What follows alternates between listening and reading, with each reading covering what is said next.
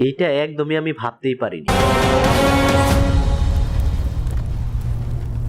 मेरा जी उब गया है इस बेचौध प्यार से। मुझे बस लड़ना है। ও ভাই সাহ, কি ছিল এটা? প্রেমের উপর থেকে আপনার বিশ্বাসই উঠে যাবে। হ্যালো গাইস, এক্সপ্লোরেশনে আপনাদের সবাইকে স্বাগত।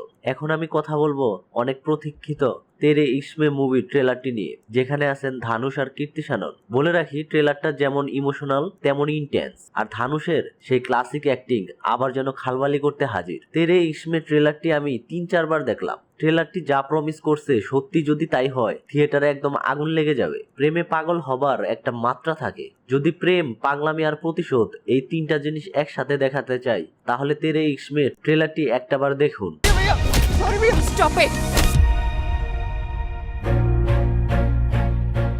अब इतनी सुंदर लड़की का हाथ अगर उठा है तो किसी गाल पे तो पड़ना ही चाहिए।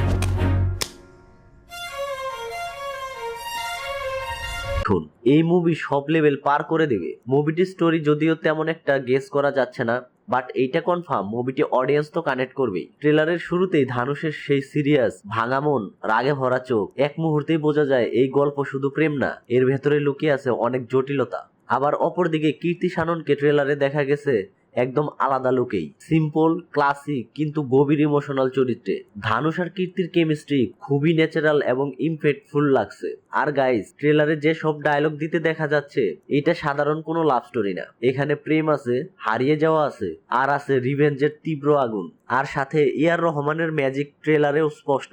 ব্যাকগ্রাউন্ড স্কোরটা পুরো ট্রেলারের আবেগকে আরো শক্ত করে দিয়েছে। আর ভিজুয়ালের কথা কি বলবো, যেমন সিনেমাটিক তেমনই ডার্ক অ্যান্ড স্টাইলিশ। একদিকে প্রেমের গল্প, অন্যদিকে অ্যাকশন আর থ্রিল, এই দুয়েরই কম্বিনেশন ট্রেলারে বেশ ভালোভাবে ব্যালেন্স করা হয়েছে। তো যাই হোক গাইস, ট্রেলার দেখে মনে হচ্ছে এই মুভিটা হবে একদম ক্লাসিক স্টাইলের ইমোশনাল ড্রামা, কিন্তু কীর্তি সাননও যেন নিজের সেরা অভিনয়টা নিয়ে হাজির। আর গল্পটা যে একটা ডার্ক টার্ন নেবে সেটা ট্রেলারের শেষ ডায়লগ থেকেই বোঝা যায়।